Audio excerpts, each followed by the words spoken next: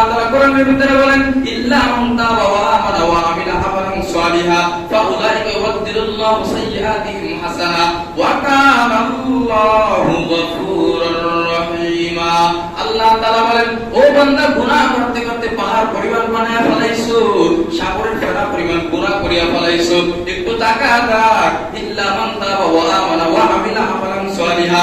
বান্দা যদি তওবা করো, নেক আমল করে, ঈমান আনো, আল্লাহ তাআলাকে স্মরণ করো, আল্লাহ তাআলা তোমার পিছনের সব গুনাহ মাফ করিয়া ইল্লা মান তাবা ওয়া আমানা ওয়া আমিলা আমালান সালিহা।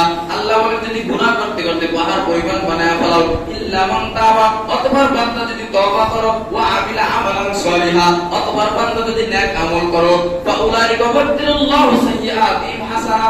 ওই পিছে যে সমস্ত গুনাহ করছো, গুনাহ করার পরে বান্দা তওবা করছো, ওই পিছের সমস্ত গুনাহ আল্লাহ তাআলা তওবার দ্বারা মাফ করিয়া ফাউলাইকা ইউবাদদিলুল্লাহু সাইয়্যাতিহিম হাসানা।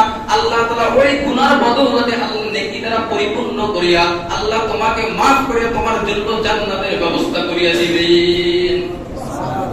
তাহলে গুনার জন্য বেশি বেশি ইস্তিগফার করা যাবে? যাবে তো ইনশাআল্লাহ। তাহলে আজকে বয়ান দ্বারা কি শিখলাম? রমজান মাস গুনাহ মাফের মাস। কিসের মাস? বলেন রমজান মাস কিসের মাস? গুনাহের মাস। রহমতের মাস কিসের মাস? মাগফিরাতের মাস। কিসের মাস?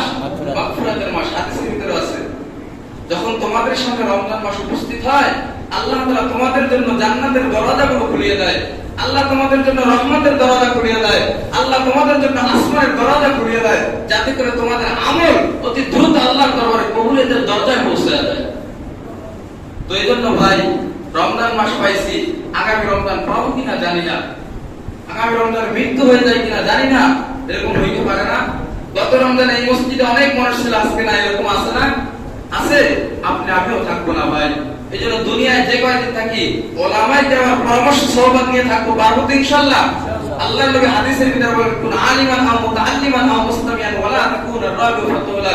হয়তো বান্দা আলেম হও অথবা আলেমের ছাত্র হও অথবা আলেমের কথা শোনো, এই তিন শ্রেণীর বাহিরে হইতে যায় না। তাহলে এই তিন শ্রেণীর অন্তর্ভুক্ত হয়ে আল্লাহ তাআলা আমাদের মৃত্যু পর্যন্ত থাকার মতো তৌফিক দান করুন, বলেন আমিন। আল্লাহ তাআলা আমাদের সকলকে ঈমানের সাথে মৃত্যু দিন, বলেন আমিন।